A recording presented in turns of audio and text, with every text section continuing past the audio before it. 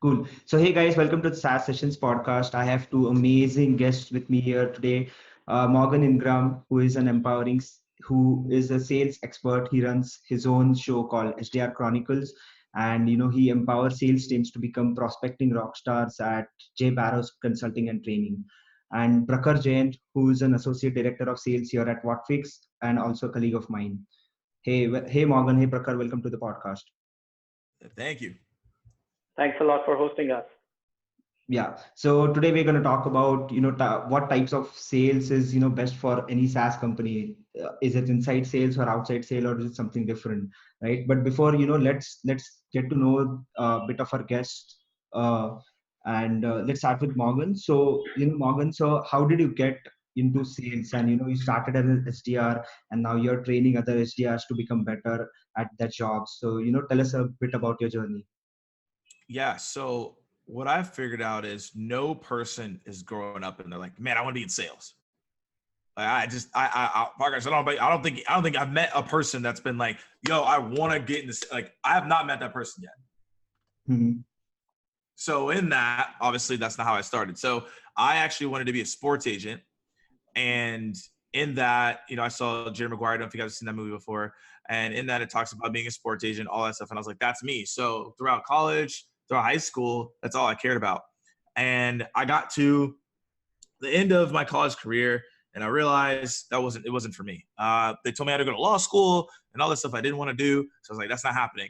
So I wanted to go into marketing and didn't get any marketing jobs. And so I actually wanted to work with a marketing company, but I found that the only way I could get there was by being an SDR. So I cold called the director of sales at the time.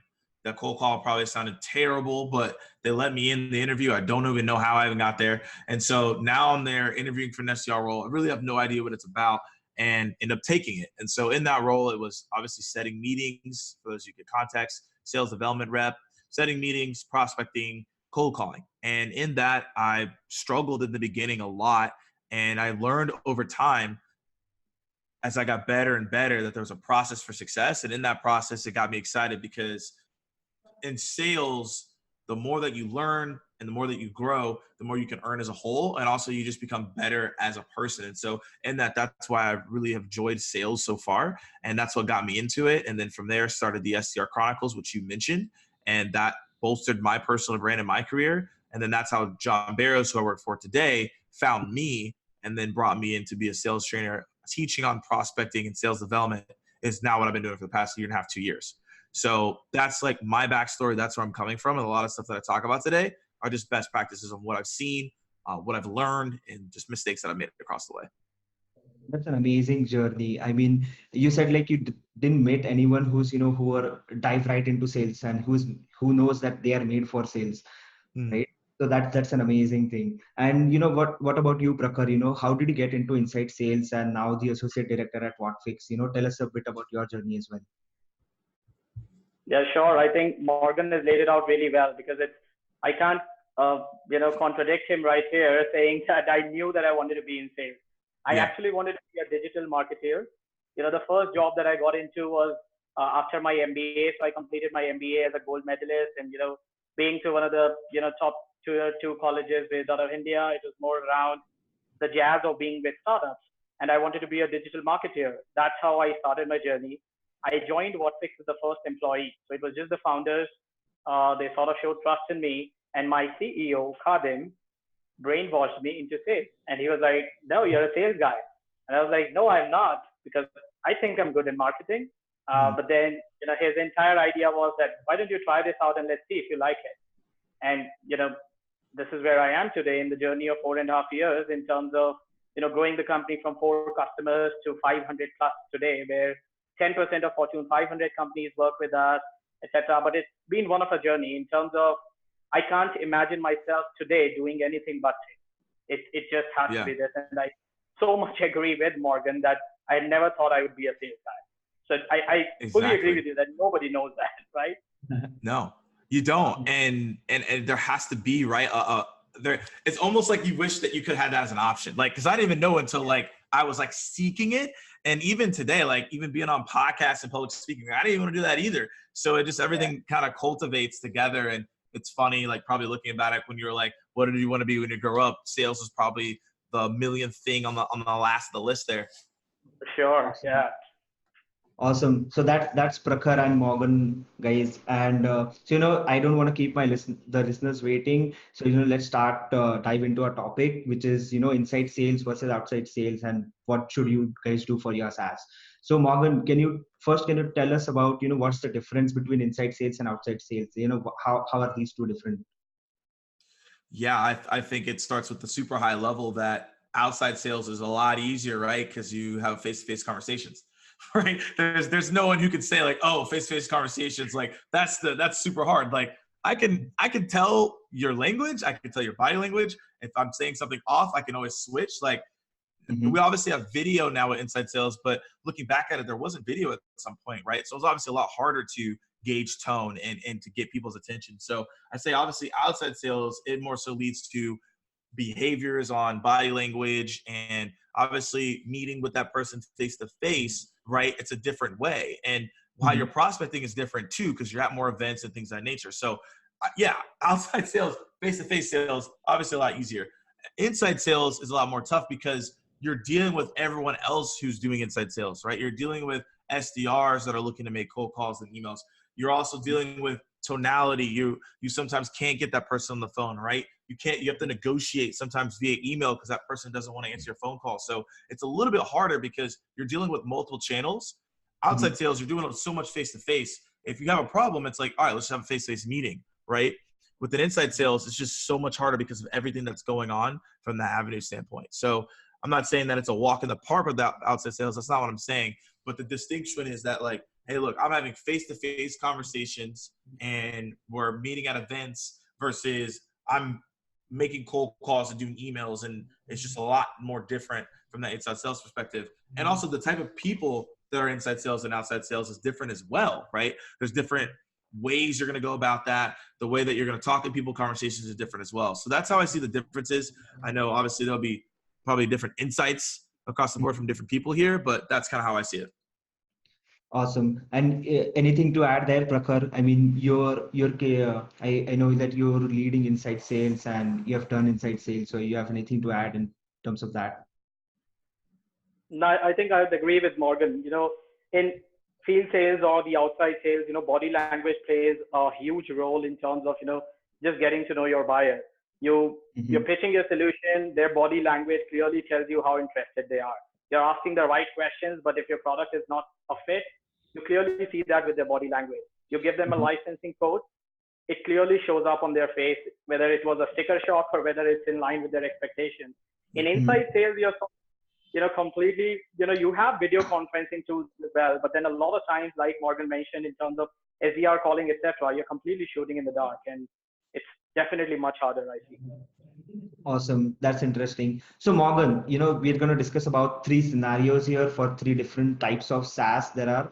One SaaS is, let's say, which is just starting out. There's another SaaS who has just discovered their product market fit. And there's the third SaaS, which is, they have just crossed their go-to-market stage. So, and we're going to talk about, how inside sales and outside sales are different and, which is better at what stage of what scenario of these SaaS companies. So, let's start with a company who's just SaaS company, which has just started out. So, what should they go with? What's their best thing to do? Is there inside sales or is there outside sales? I have no idea. But this is why, because I don't know who you're targeting. Right. So obviously if I have a contextual conversation with someone, they're like, hey, this is our ICP, this is our ACV, this is where we're looking to grow. Then I can be like, I can give you the exact answer. But because there's so many people probably listening on this podcast right now, I don't have the exact answer. I'll give you a couple insights on what I would do. Right. So let's say if I have a company that has 3 to 5 month sales cycle, most likely I might not be doing an outside sales, right? Because you think of outside sales, they probably have longer sales cycles, like at 8 to 12 months. That means that they probably have to continuously meet with that person to make sure they can accelerate that deal. If it's 3 to 5 months or it's a 90 to 120 days, you're actually wasting money by sending people to do outside sales because your company is growing and you're not even in that enterprise realm yet. So you're actually more so focused on an S&B mid-market model for success. So in that, I would say you're really going to be focusing on inside sales mostly first. And if I'm just starting out from that sales perspective, I'm definitely going to look at other competitors that are in the space, and then I just go after their clients. That's what I would do, honestly. I'd create a list, go look at their clients, look at their customer portfolios, and then I create a list off that in LinkedIn Sales Navigator, and then I would start running and seeing who has different entry points. Is their client, is that customer meeting their expectations, right? And then move from there. And then it moves. And then also if they have a product market fit, then they probably have some customers. Then you probably have a good baseline understanding. And then at that point, you're probably going to get some people who are outside sales. But again, it depends on how up market you're trying to go and also your sales cycle length. And then also that last one you mentioned is, what was that last question you asked there? For a company who is into, a growth market stage, that's the third scenario. Yeah. Okay, third scenario, growth market stage. Okay, cool. So at that point, that's probably where you probably will have some people who are remote, and I consider them outside sales at this point because they're pretty much on their own, and they pretty much have probably the budget. They probably got hired in from an experience standpoint, and they have the budget to go meet these people face to face. Which is, if I'm on a remote rep, that's what I would do. Because essentially, like, I'm a full sales cycle rep, and I do a lot of inside sales, but I still have an option to do remote. Like, I have the option to go meet people face to face, which we all know. If you meet someone face to face, that conversation is a lot easier than that inside sales that we talked about at the beginning. So I know that was broke those answers down, but from a contextual standpoint, it's very hard for me to answer that question without understanding where they're trying to go, because there could be a company that's like starting out and they're like, we only want to go after enterprise. Then they probably only have outside reps, maybe, right? So it all depends. Yeah. Right. And let's say, in this thing, let's give this thing a more context. So for example, Slack just did their IPO, right? So, just take Slack as an example, Slack as a SaaS example for this scenario. So, when they were just starting out, so, I think they did a lot of outside sales is what I've heard of and what I've read of. They were going out in companies, and the words, like the marketing was done a lot of through word of mouth. And, so what would have been, the best case for Slack in terms of, inside sale versus outside sale, a tool like Slack? It's hard to tell you that because that was the IPO, so they did the right thing. So yeah, I know. So I don't know what else advice I could give Slack. And obviously, they did well, right? No, but let's take a tool like Slack into consideration. What if, might never know, if they had done inside sales and they might have done IPO much sooner. That might have been the case too. Yeah, so I mean, I know that they've just now been developing inside sales. I mean, in that model, what they did is a lot of it was word of mouth, from what my understanding was, and they did a ton of great brand marketing. So I think with that, such a good brand marketing, they could have inserted inside sales in a different way. Like, if again, I don't know their model to a T, so obviously my advice is just based on what I'm seeing from the outside. But from my understanding, it would have been probably a little bit interesting if they would have done maybe an earlier model, because they're probably getting a ton of inbound from word of mouth. But if they would have done that SDR, BDR model and just fed outside reps and just like telling them where to go, and then those outside reps have their territories and they just make those rounds on the face-to-face basis, I think that would have been very unique and interesting. If they didn't do that, or they did, cool. But I think that would be interesting if they had, okay, we're having SDR, BDRs, outside and inside sales teams, right? So SDR, BDRs go to events and the marketing teams with them. Inside sales team, they do their regular calls and emails. And then all the other reps are just outside sales reps, just meeting people on site and then just amplifying on top of that. I think that would be an interesting model if they didn't do that or did do it, but I think that'd be pretty cool. Awesome. And, I agree with the point that, you cannot determine, what a SaaS should do in whatever stage they are without knowing a lot of their background, niche, what's their revenue, what's their sales cycle, and, what segment they're targeting, but still, Prakhar, I'd like to know from your perspective, what should a SaaS company in these three stages would have done, depending on whatever niche they are, or, from your experience, what would you say? Right.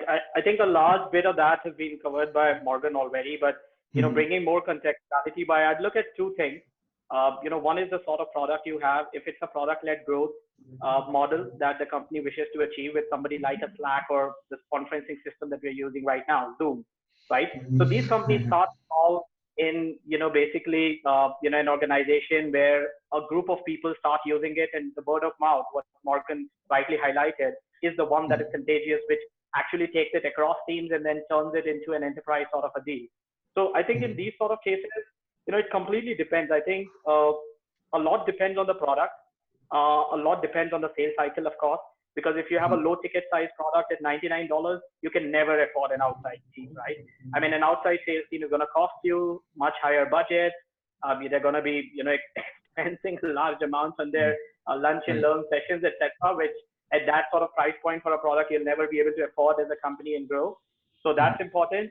I think also what is important is what industry are you selling to and the buyer persona are you selling to. So in terms of, if you're selling to technology companies in general, companies like Amazon, Facebook, and you're in that space, it's very different when you compare it to a manufacturing company where, some other companies are more traditional. And then also depends on if you're selling it to an IT buyer versus a functional buyer who's a business person, right? So, a lot of factors actually could change the entire game of, what model may work. I think Morgan rightly highlighted, the advice that he suggested what Slack would have ideally done.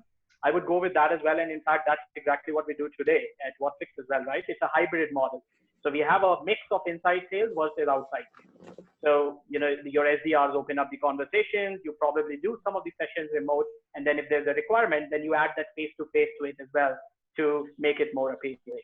So, Awesome. Completely from one stage to another is what I would say.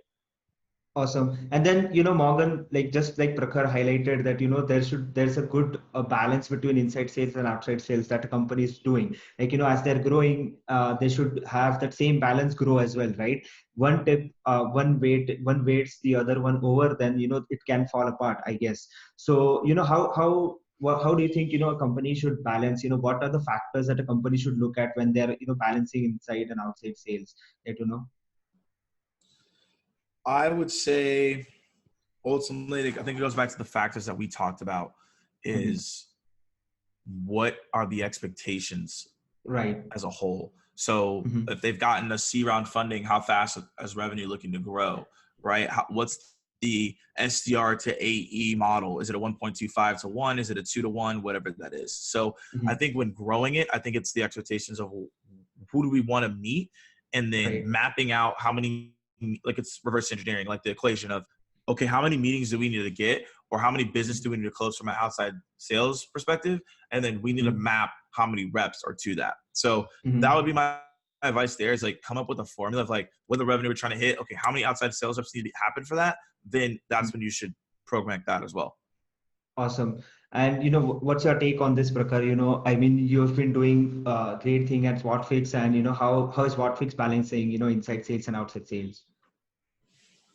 Yeah, from our perspective, I think Morgan stated this earlier as well that until it's a requirement of a must-have face-to-face, like some really large ticket sizes have been sold with the inside sales model itself, where we have pitched to customers that we would like to meet you, but because the entire world and the ecosystem is moving towards inside sales, nobody really wants to meet you because they want to save you some travel time, plus they want to save themselves some time as well. Plus, in an enterprise sale, when you're making, it's not that you're just talking to one stakeholder. You're probably talking to a team who is spread across the entire nation or probably globally. Now, anyway, if you go and meet a couple of folks, it's not going to influence the other four because they're anyway not there. So, tying those things together and sort of maintaining a balance in terms of just looking at, when you're actually analyzing a deal or when SaaS companies are actually selling, you have to look at which particular deals do require a face-to-face touch in terms of, the organization itself, how do they typically make purchases, etc. And that I think is a key component in terms of if you want to meet or not. So I don't want to take names here because, it's a podcast where our listeners are viewing. So any company calling them conservative won't be right on my part, but you can easily figure out who are some of the traditional buyers versus modern buyers. Awesome. And, so Prakhar, there's this question which is coming to me, which is like, what are some problems which are faced, by inside sales and what are some problems which are faced by the outside sales? I mean, you have done both, so you might know, what are the typical problems which are faced? Yeah, well, inside sales, I think the biggest one is, you being ghosted. You did everything right. You got the requirement. You think you were top notch. Your product demonstration was awesome. Hit the spot and then nothing. You just hear nothing from the sponsor. and you can't do much about it. You're trying to call. You don't want to be a pest as well.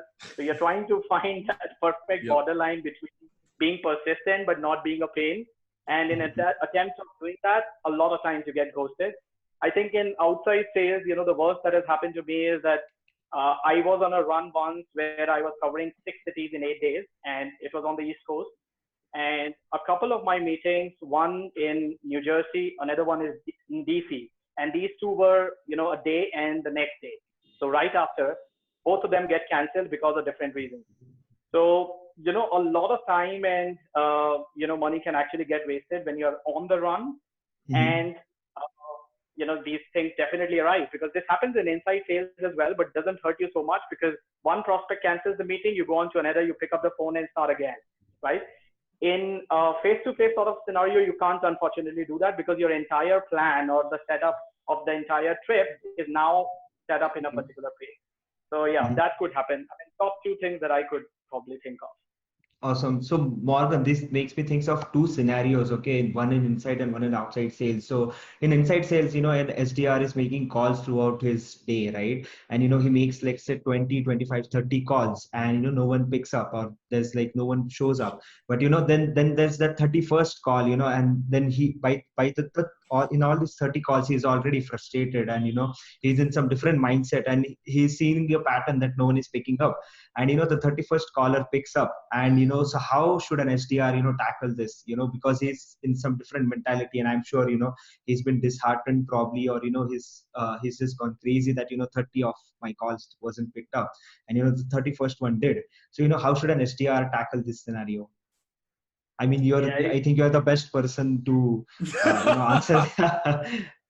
So Sunil, first of all, he's taken aback. Oh my God, he picked up. Yeah. When I first started as a rep, I was the same way. I mean, I did not like cold calling at all. It's kind of funny because like the whole thing was just like, all right, no one's answering the phone. Like, why am I making cold calls? This is a waste of time. So yeah, I essentially call that the value vomit is what I call it. Because what ends up happening is you finally get someone on the phone. You're not prepared. You say some random thing that you learned during training. And then now you can't get the meeting because that person was like, I don't know what you said. The best way to prepare for that is to make sure that you have a formula in place. A lot of people don't have a process in place. They just are like treating it as an event. So like, I got to make cold calls a day. So hopefully someone or no one answers and whatever I say, I hope they like, so I can get a meeting. That's the worst way to go about it. So the way to set yourself up for success is one, practice cold calling with your other coworkers, reps, leaders. It doesn't matter. That's going to actually prepare you to be on this call. Because you got to think about it. Just like with anything, people practice to get good at things. People don't just show up. Like I'll use cricket. It's a great example, right? People don't just go out and just play cricket and they're amazing. They practice before they go get on the field. So why aren't we doing the same thing with cold calls?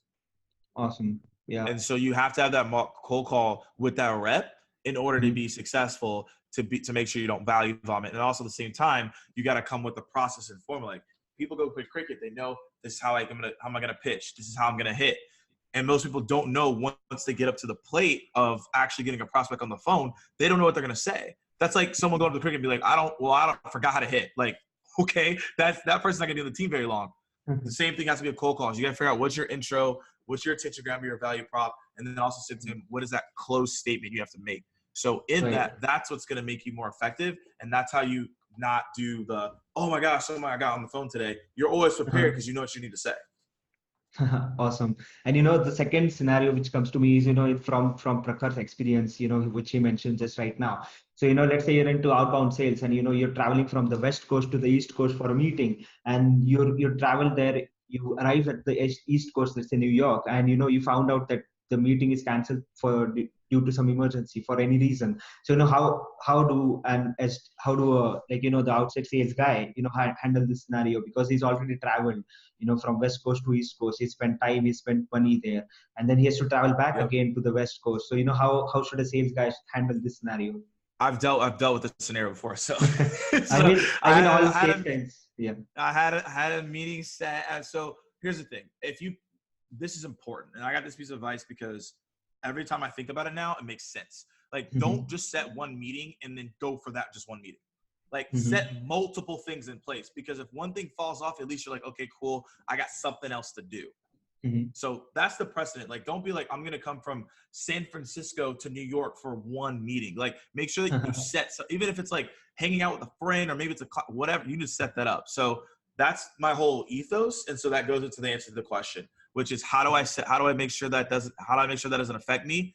I set other meetings in place. So I tell people, hey, I'm going to be in this area, and maybe it's a client. Maybe it's not even a person that's going to be buy business for me. It's someone that already has my business. So meet with that client, say, hey, how is the product going? How's the solution going? Right? And then maybe asking for maybe a referral or one or two in that area. So, hey, you might have missed out on that big ticket meeting, but now you met with the client and they gave you two other people to meet with, maybe that same day. Maybe during that lunch that you meet with them, they bring two other people that are now prospects. So don't just lean in and be like, I'm going to go here for this one meeting. Find other meetings that stack up with that so you maximize your time, because you're already going there. You might as well meet with other people there as well.